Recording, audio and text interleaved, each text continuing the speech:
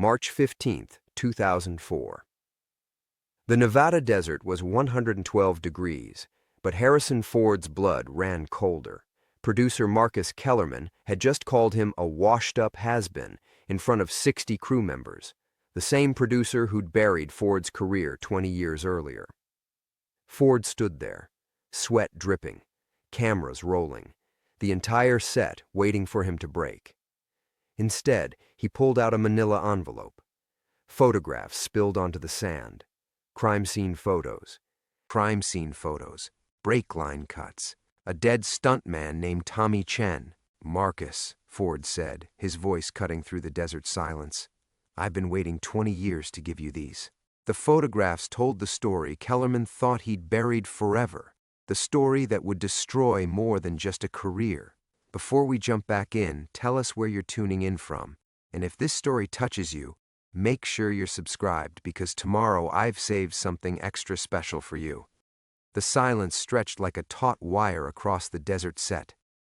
60 crew members, grips, gaffers, assistant directors, makeup artists, stood frozen in tableau, their eyes shifting between the scattered photographs at Marcus Kellerman's feet and the two men locked in a 20-year-old stare down.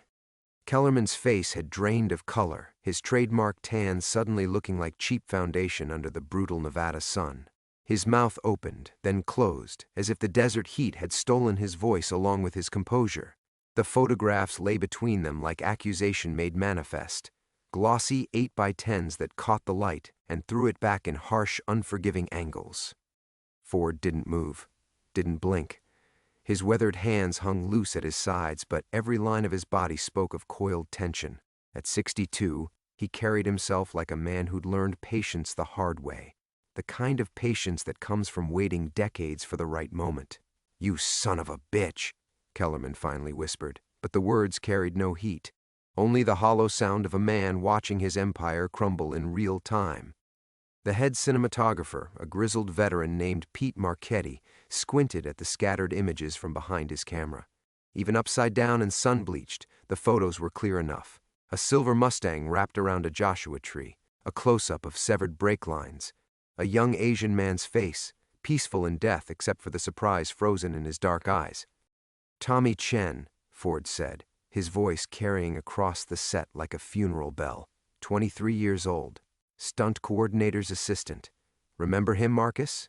You should. You killed him." The accusation hung in the desert air, shimmering like heat waves. Someone's walkie-talkie crackled with static, then fell silent, as if even the radio frequencies had stopped to listen. Kellerman's assistant director, a nervous kid named Bradley, who couldn't have been more than 25, took a half-step forward. "Mr. Kellerman, should I call security?" "Security?" Ford's laugh was dry as the surrounding landscape. "What are they going to do, Bradley? Arrest the photographs?" The producer's hands trembled as he bent to collect the scattered images. But Ford's boot came down on one, the close-up of the brake lines, pinning it to the sand. "Leave them," Ford commanded. "Let everyone see what you did." "This is insane," Kellerman said, but his voice cracked on the words. "You're having some kind of breakdown, Ford. The heat's got nothing to do with this."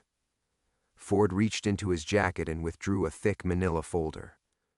"I've got 20 years of documentation in here, Marcus. Police reports you thought were buried, witness statements you thought were destroyed, financial records showing the payments you made to keep mouths shut." The crew had begun to edge closer, drawn by the gravity of the moment like moths to a flame. The script supervisor, an older woman named Helen, held her clipboard forgotten in one hand while she stared at the crime scene photos. "My God," she breathed. "That's real, isn't it? That's really—" "Murder," Ford finished. "Premeditated murder. Tommy found out about the insurance fraud on the Nevada Pictures set. Kellerman was billing for safety equipment that never existed, pocketing the difference. When Tommy threatened to go to the authorities—" "Shut up." Kellerman's voice had found its strength again, fueled by desperation. "Everyone back to work, now. This is extortion, harassment. Ford's trying to shake me down." Nobody moved. The desert wind picked up one of the photographs, a wide shot of the accident scene, and sent it tumbling across the sand like digital tumbleweed. The makeup artist, a young woman with purple hair, chased it down and picked it up. Her face went white. "The brake lines are cut clean through," she said, her voice barely above a whisper. "That's not wear and tear. That's a hacksaw," Ford said.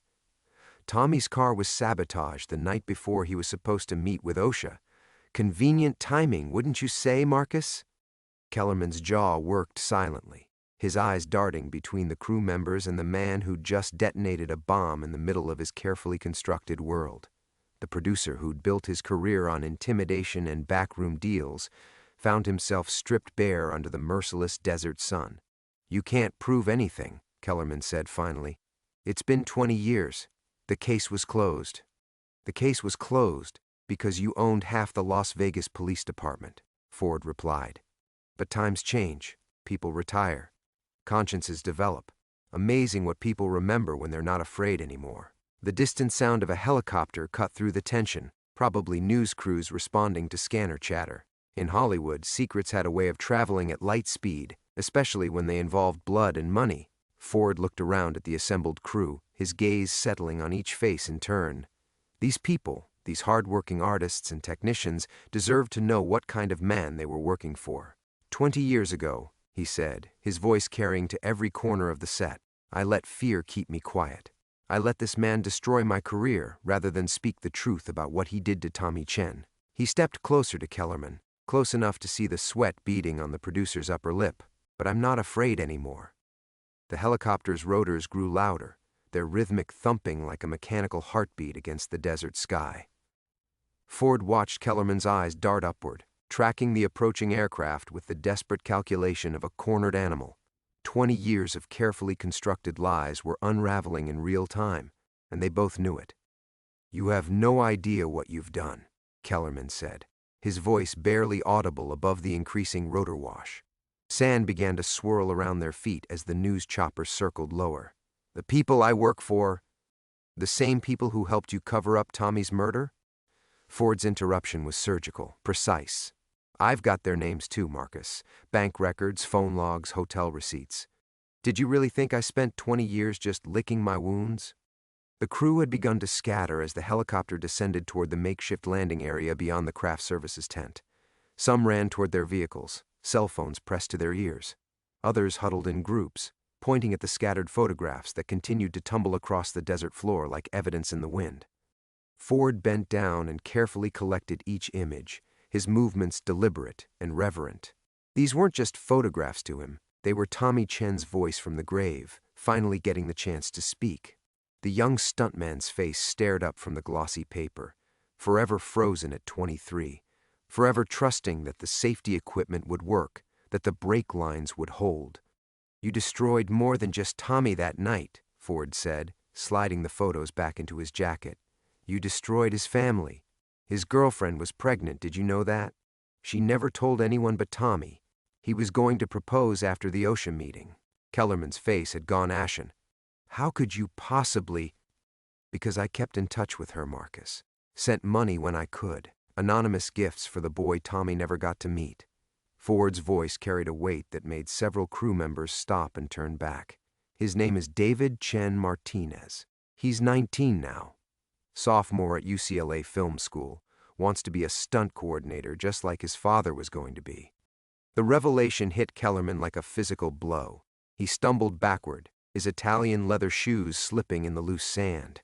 "Jesus Christ, Ford. You can't. The kid doesn't know." "David knows his father died in a car accident. What he doesn't know is that his father was murdered by a greedy producer who valued profit margins over human life." Ford's eyes were ice cold now, reflecting nothing but years of accumulated rage. But he's going to find out, today. The news helicopter had landed, and Ford could see the reporter and cameraman jogging across the desert, their equipment bouncing with each step. Behind them, more vehicles appeared on the horizon, the cavalry arriving to document Kellerman's fall from grace. "You want to know the real irony?" Ford continued, his voice taking on an almost conversational tone that somehow made it more terrifying. "I could have destroyed you years ago. I had enough evidence by 1987 to put you away for life. but I kept thinking about all the innocent people who would get hurt in the crossfire. The investors who trusted you, the actors whose careers depended on your films, the crew members who needed their jobs. He gestured toward the approaching media circus. But you know what changed my mind, Marcus? It was watching you do it again. And again. 3 more suspicious accidents on your sets over the years. 3 more families destroyed by your greed. Kellerman's knees buckled, and he sat heavily on a nearby equipment case. Those were accidents. Real accidents. I never... Jenny Morrison in '92 fell from a scaffolding that should have been safety checked but wasn't because you cut the inspection budget. Carlos Valdez in '98, electrocuted by faulty wiring that was installed by the lowest bidder you could find. Maria Santos just last year, crushed when that crane collapsed because you skipped the mandatory maintenance. Each name was a hammer blow, and Kellerman visibly flinched with every accusation. The approaching reporter was close enough now that Ford could see her face. Young, hungry, the kind of journalist who built careers on stories like this. I could have lived with my silence when it was just about me, Ford said, his voice dropping to barely above a whisper. But I can't live with it anymore. Not when you keep killing people. The reporter reached them, breathless and sweating in the desert heat. Mr. Ford? I'm Sarah Chen from Channel 8 News. Did you say... Ford's head snapped toward her, something in her voice triggering recognition. The same eyes, the same determined jawline, even the same slight tilt of the head when she was concentrating. Sarah Chen, he repeated slowly. Tommy's niece, she said, her camera operator already rolling. And I've been waiting 20 years to ask Marcus Kellerman some very specific questions about my uncle's death. In that moment, Ford realized that perhaps the universe had its own sense of justice after all. The camera's red recording light blinked like a malevolent eye in the desert sun. Sarah Chen stood between Ford and Kellerman, her press badge fluttering in the rotor wash from the circling helicopters, and Ford felt the last 20 years of his life reorganizing themselves around this single, impossible moment. You look just like him, Ford said, his voice catching. Tommy had that same way of holding his head when he was thinking through a problem.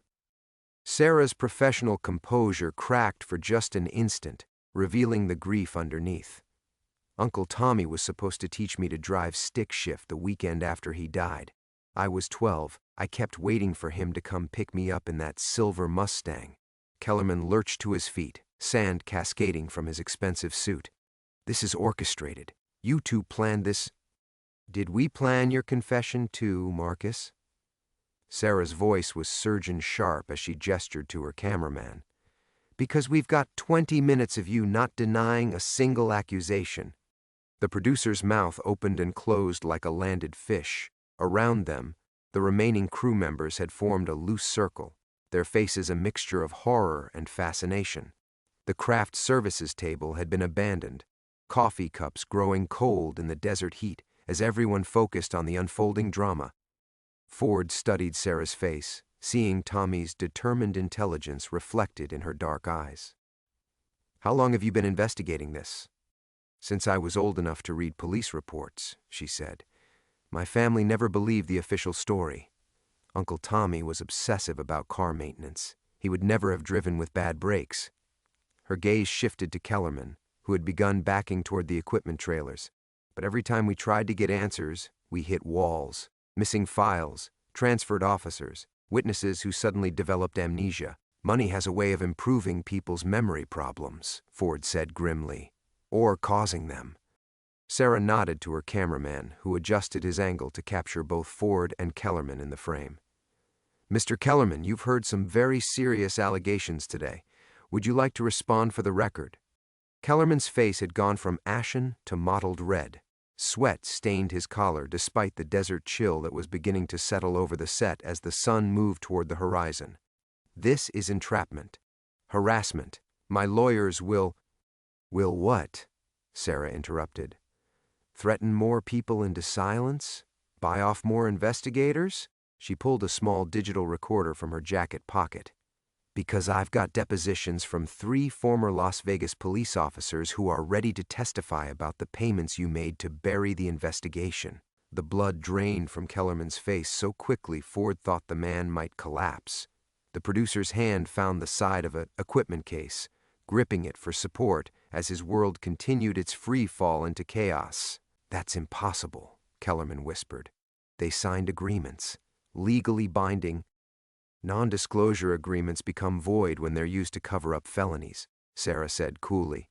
"Amazing what film school teaches you about legal research when you're investigating your uncle's murder." Ford watched this exchange with a mixture of admiration and growing dread. Sarah Chen had clearly inherited more than just her uncle's facial features. She had his tenacity, his fearless pursuit of truth. But she was also walking into the same dangerous territory that had gotten Tommy killed. "Sarah," Ford said quietly, "you need to be very careful. This man has killed to protect his secrets before." The words hung in the desert air like a death sentence. The camera operator, a heavy-set man with nervous eyes, glanced between his equipment and the nearest exit route. Even the circling helicopters seemed to pause their mechanical dance, as if the pilots had heard the accusation through the open channels. Kellerman's grip on the equipment case tightened until his knuckles went white. "Are you threatening her, Ford? On camera?" "I'm not threatening anyone," Ford replied. "I'm stating a fact. Tommy Chen died because he was going to expose your crimes. Jenny Morrison died because she asked too many questions about safety protocols. Carlos Valdez died because—" "Stop." The word came from Sarah, sharp and commanding.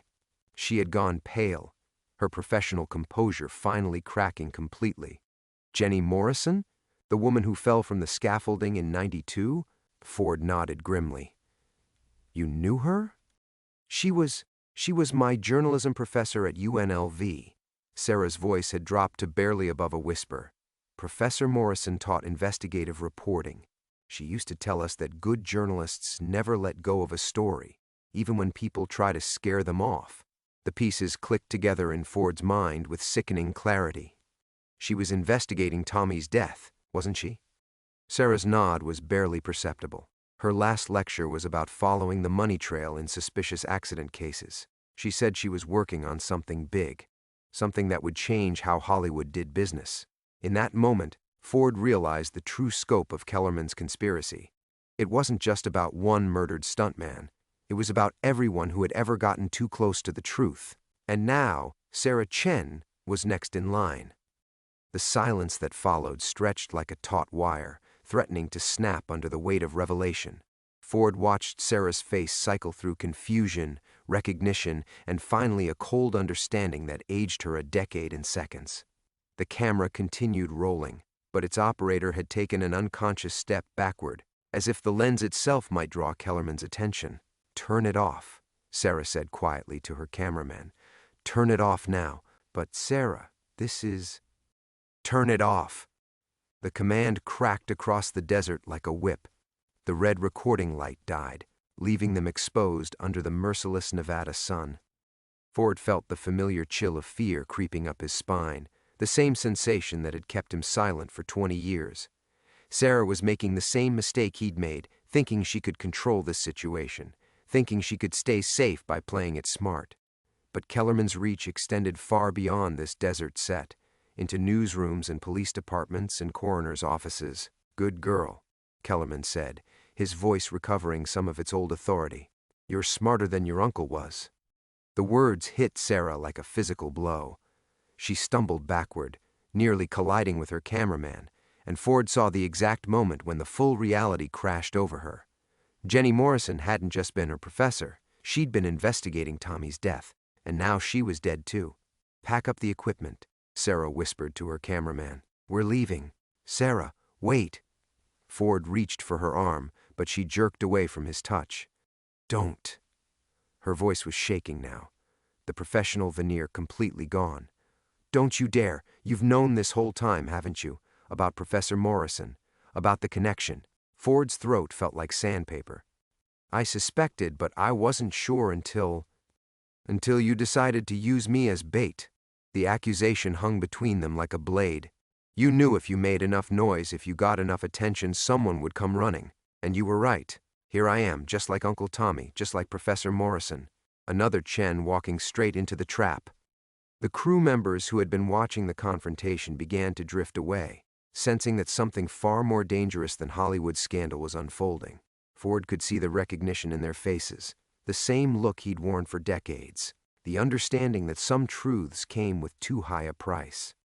Kellerman straightened his jacket, smoothing out the wrinkles like he was erasing the last few minutes from existence. "This has been an entertaining afternoon, Ford, but I think we're done here. Sarah, give my regards to your family. Tell them how sorry I am for their continued loss." The threat was velvet-wrapped but unmistakable. Sarah's face went white as bone. "You son of a bitch." Ford started forward, but Sarah grabbed his arm. No, her grip was surprisingly strong. "This is exactly what he wants. Cameras rolling, witnesses watching. He wants us to do something stupid so he can play the victim." Ford looked around and realized she was right. The remaining crew members were keeping their distance, but their cell phones were out, recording everything. The news helicopters still circled overhead like electronic vultures. In the age of social media, privacy was an illusion, but so was protection. "Smart girl," Kellerman repeated, his smile returning. "Your uncle could have learned a lot from you, if he'd lived long enough." Sarah's cameraman finished packing his equipment with shaking hands. "Sarah, we should go, now." But Ford could see the war playing out behind Sarah's eyes, the same battle between fear and justice that had defined his own life for 2 decades. Run and let Tommy's killer walk free, stay and risk becoming the next victim. "There's another way," Ford said quietly, pulling out his cell phone. "The FBI has a task force that specializes in organized crime in the entertainment industry. They've been waiting for someone willing to testify." "Testify and end up like the others?" Sarah's laugh was bitter. "How many witnesses have there been over the years, Mr. Ford? How many people who were going to bring down Marcus Kellerman? Where are they now?" Ford's silence was answer enough. Kellerman checked his expensive watch with theatrical casualness.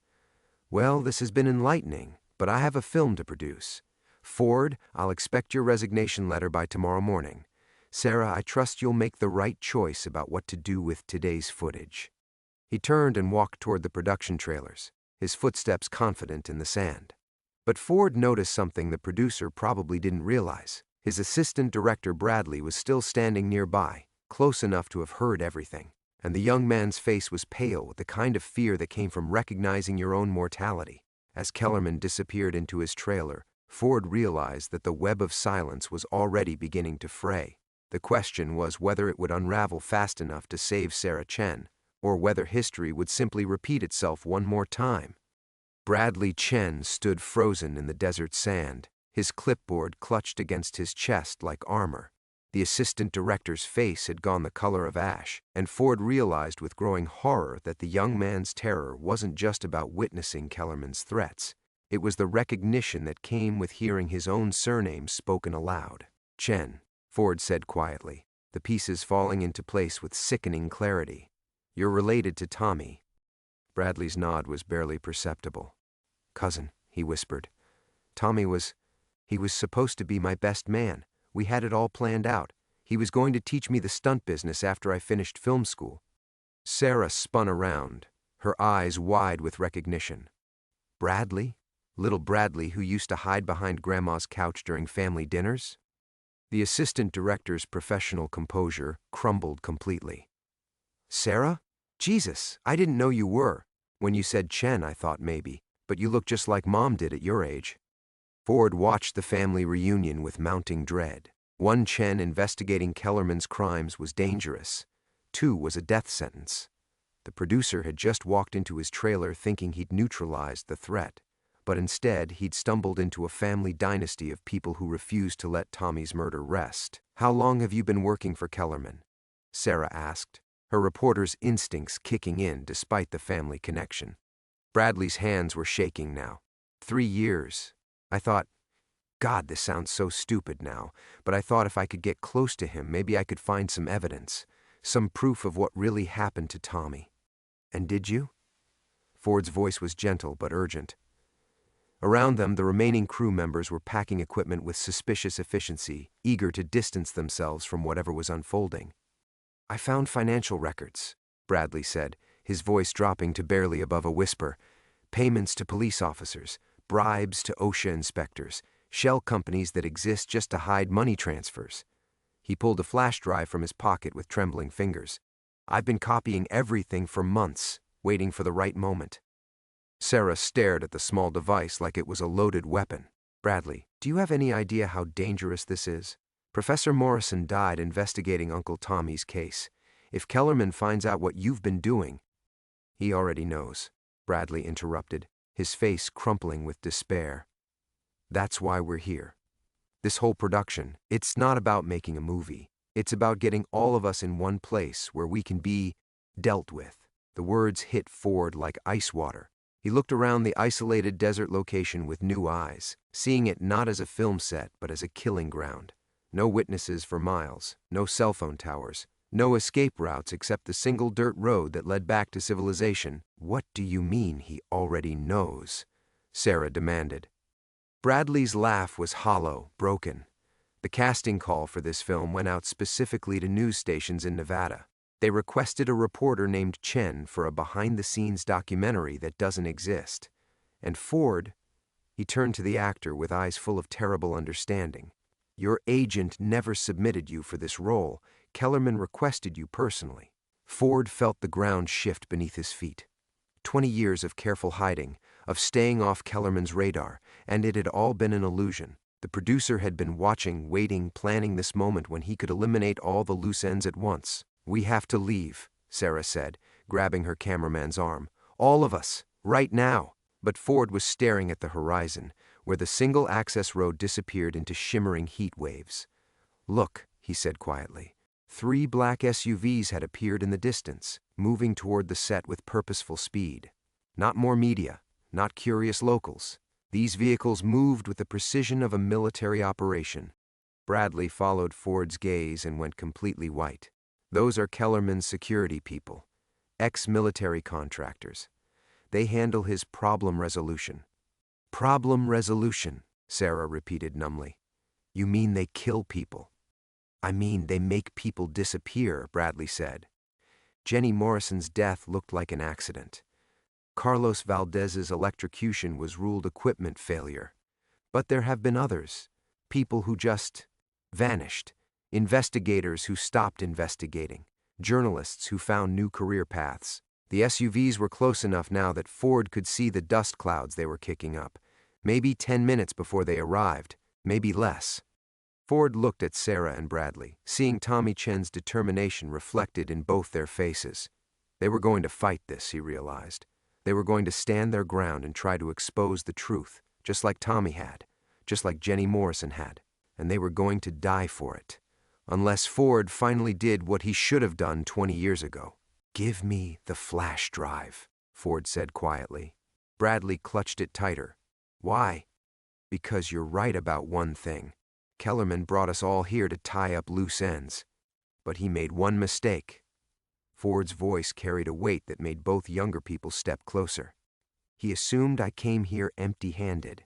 Ford reached into his jacket and pulled out a worn leather portfolio, its edges cracked from years of handling. Inside, yellowed documents and photographs spilled out like evidence from a time capsule. Sarah and Bradley stared at the collection with growing amazement. 20 years, Ford said, his voice hollow with the weight of buried secrets. 20 years I've been collecting evidence, documenting every suspicious death, every payoff, every cover-up. I told myself I was waiting for the right moment, but the truth is, I was a coward. Sarah picked up a photograph from the pile. Her hands trembled as she recognized her uncle's face, young and laughing, standing next to a familiar figure. That's Professor Morrison, she whispered. But this was taken years before Uncle Tommy died. Because they weren't strangers, Ford said quietly. Jenny Morrison wasn't just investigating your uncle's death. She was there when it happened. She witnessed the murder. The revelation hit like a physical blow. Bradley sank onto a nearby equipment case, the flash drive forgotten in his shaking hands. That's impossible. The police reports said there were no witnesses. The police reports lied. Ford's voice carried 2 decades of suppressed rage. Jenny saw Kellerman's men cut Tommy's brake lines.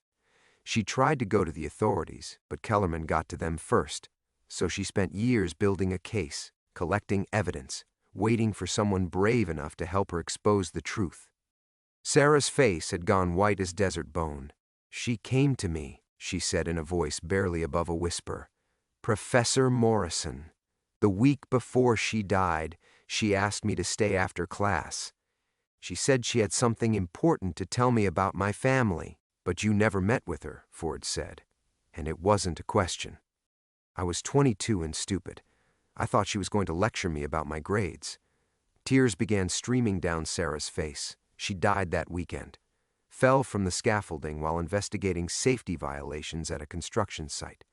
The same construction company that provided equipment for Tommy's fatal stunt, Ford added grimly. Another one of Kellerman's subsidiaries. Bradley looked up from the documents with horror dawning in his eyes. "How many people has he killed?" 17 that I can prove," Ford said. "Probably twice that many I can't." He gathered the papers back into the portfolio with careful precision. Every time someone got close to the truth, they had an accident. Car crashes, equipment failures, drug overdoses. Kellerman has been systematically eliminating threats for decades. The approaching SUVs were close enough now that they could hear the engines over the desert wind. Sarah wiped her eyes and straightened her shoulders, Tommy's determination reasserting itself. "Then we have to stop him. Today. Here." "With what?" Bradley gestured helplessly at the advancing vehicles. "We're outnumbered and outgunned in the middle of nowhere." Ford studied the two younger people, Tommy's family, carrying his blood and his stubborn refusal to let injustice stand. For 20 years, Ford had convinced himself that staying silent was the smart choice, the safe choice.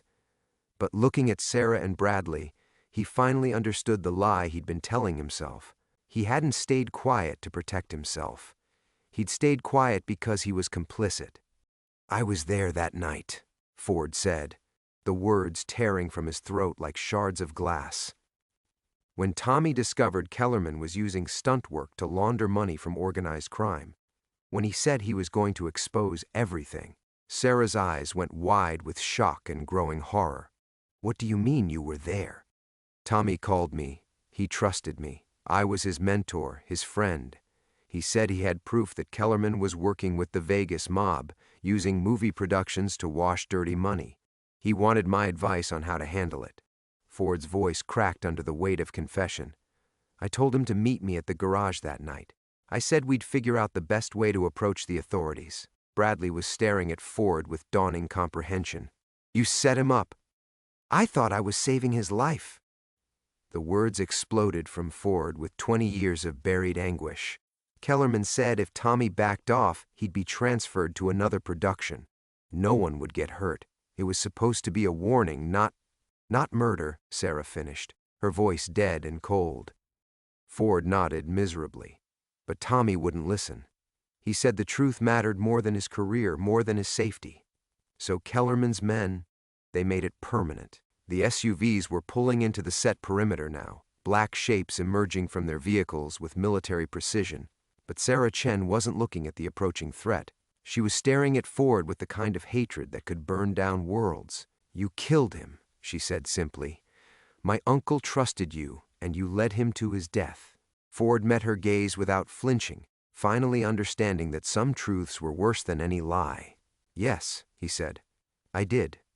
The silence stretched between them like a chasm, broken only by the distant rumble of approaching engines.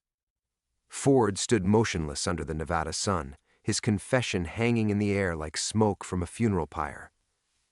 Sarah Chen's face had transformed into something carved from stone, beautiful and terrible and utterly unforgiving.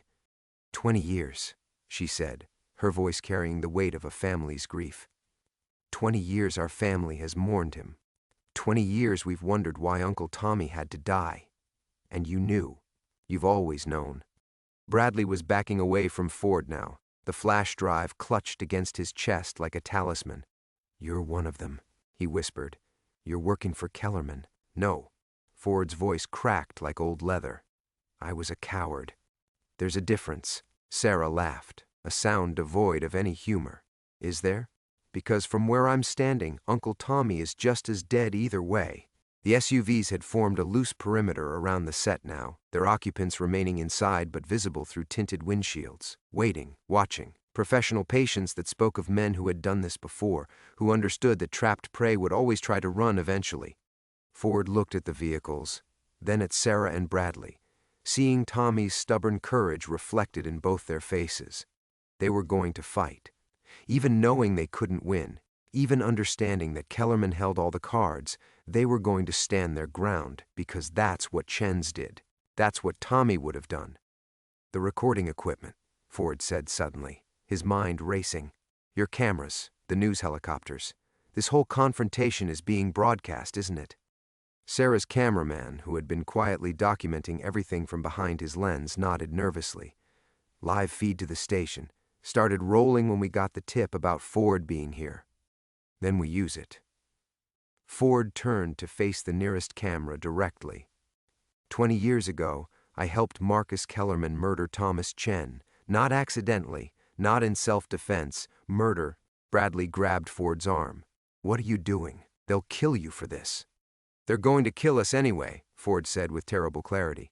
But now there are witnesses. Thousands of them. People who will ask questions if we disappear. He looked directly into the camera lens.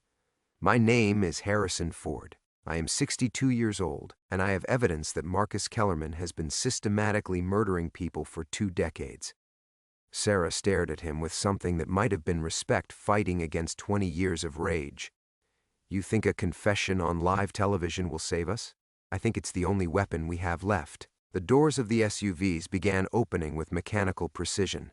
Men in dark suits emerged, moving with the fluid coordination of a SWAT team.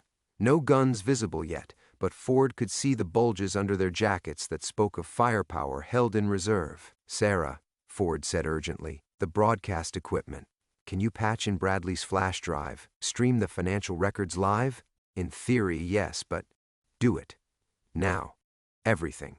Bank records, police payoffs, shell companies. Put it all out there where it can't be buried again.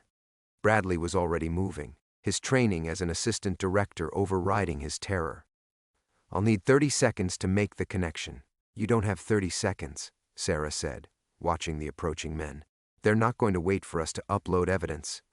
Ford squared his shoulders, feeling something he hadn't experienced in 20 years. The absence of fear. Not courage exactly, just the clean simplicity of having finally chosen a side. Then we make them wait. He began walking toward the advancing security team, his hands visible but his voice carrying across the desert air, with theatrical projection honed by decades of performance. Marcus Kellerman, he shouted. I know you're listening. I know you're watching. Your boy Harrison Ford has something to say. Behind him, he could hear the frantic clicking of cables being connected, Bradley and Sarah working with desperate efficiency. The news helicopters above had dropped lower, their cameras capturing every moment of whatever was about to unfold. One of the security men spoke into a radio, pausing in his advance.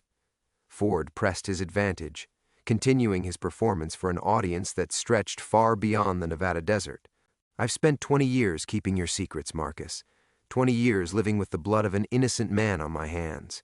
But today, that ends. Today, everyone learns the truth about what you are.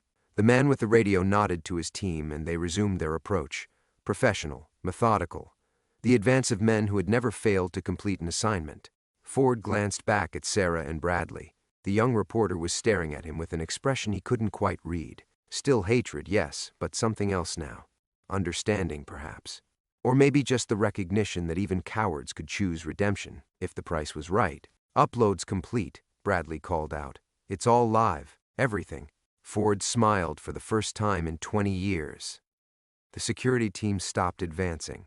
Ford could see the lead man pressing his earpiece, receiving new instructions that made his professional composure fracture slightly.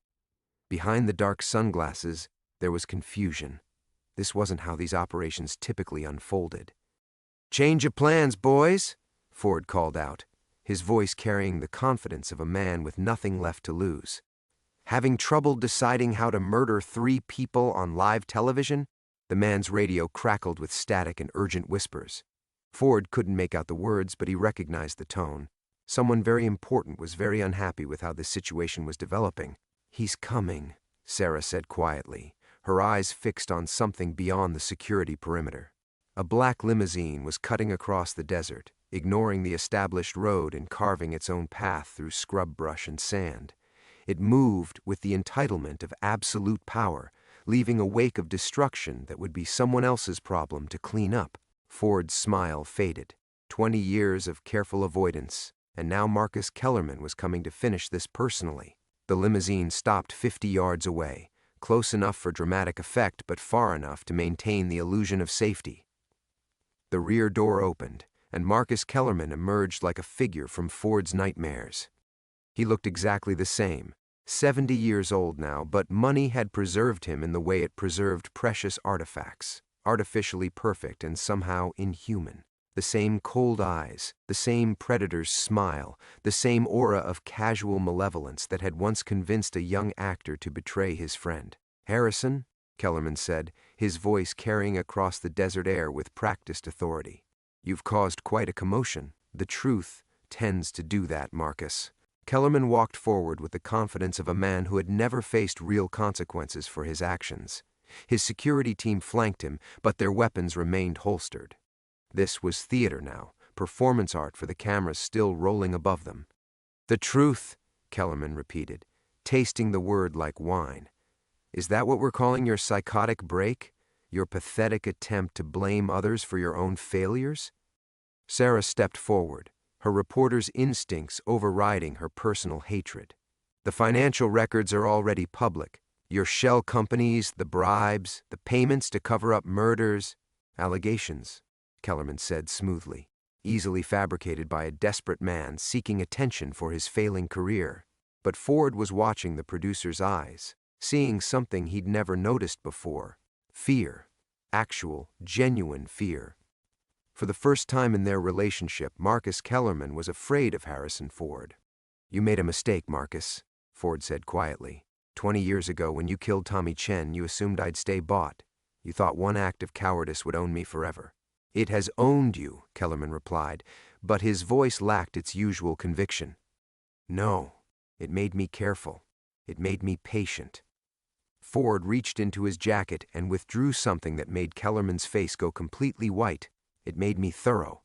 The device in Ford's hand was small, unremarkable, a digital recorder that had been running for the entire conversation. But more than that, it was connected to Bradley's transmission equipment, broadcasting everything to the thousands of people watching this confrontation unfold. "You see, Marcus, I've been recording our conversations for years. Every threat, every admission, every casual reference to the people you've had killed." Ford's voice was steady now, professional. "Did you really think I'd come here without insurance?" Kellerman's composure finally cracked. "You sanctimonious piece of shit. You think this changes anything? You think your little performance absolves you of Tommy Chen's death?" "No," Ford said simply. "Nothing can do that. But it can prevent you from killing anyone else."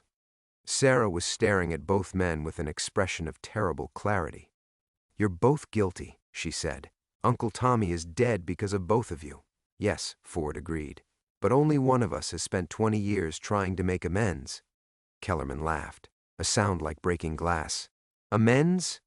You call hiding evidence making amends? You call enabling more murders making amends? I call gathering enough proof to destroy you making amends." The words hung in the desert air like a challenge. Around them, the security team was growing restless, their hands drifting toward concealed weapons. But the cameras were still rolling, the world was still watching, and even Marcus Kellerman's power had limits when it came to public execution. Ford looked at Sarah one last time, seeing Tommy's strength in her eyes, but also something else, a recognition that justice and revenge weren't always the same thing. "Your uncle was the bravest man I ever knew," Ford said. "He died because he refused to let evil flourish in darkness. Today, that darkness ends." Kellerman was reaching inside his jacket now, his face twisted with 20 years of suppressed rage. The confrontation that had been building for 2 decades was about to reach its conclusion. The desert held its breath. Kellerman's hand froze inside his jacket as the distant wail of sirens began echoing across the Nevada wasteland. Federal vehicles materialized on the horizon like mirages becoming real.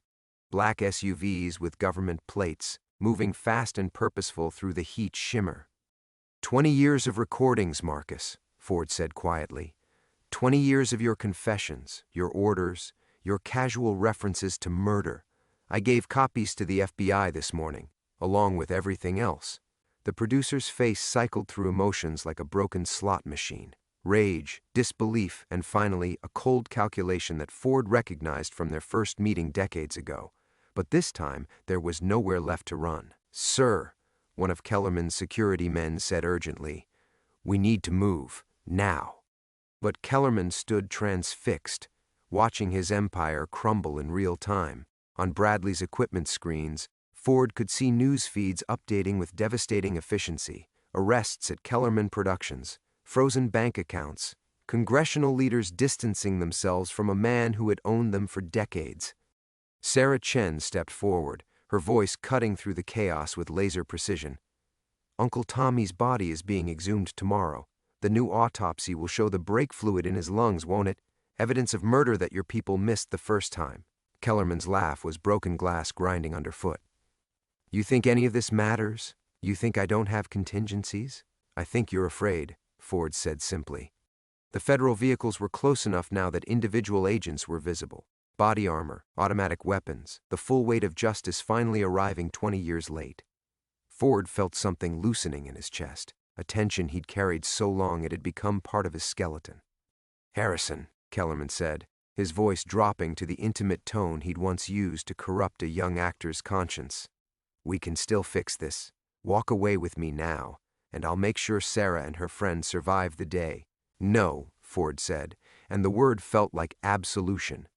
The FBI vehicles surrounded the set with military precision. Agents poured out, weapons drawn, voices shouting commands that turned Kellerman's security team into surrendering civilians. Ford watched Marcus Kellerman, the man who had owned his silence for 2 decades, being forced to his knees in the desert sand. Special Agent Martinez approached Ford with the careful respect reserved for protected witnesses. "Mr. Ford, you'll need to come with us. We have a lot to discuss." "I know," Ford said. He looked at Sarah one last time, seeing judgment and something that might eventually become forgiveness. "I'm sorry it took me so long." Sarah nodded once, the gesture carrying 20 years of her family's grief. "Uncle Tommy would have wanted the truth," she said finally. "Even this truth." Bradley was already packing his equipment, the young man's face glowing with the satisfaction of a story that would define careers and topple governments. But Ford barely noticed him. His attention was fixed on Marcus Kellerman being loaded into a federal vehicle, the producer's eyes meeting his through bulletproof glass.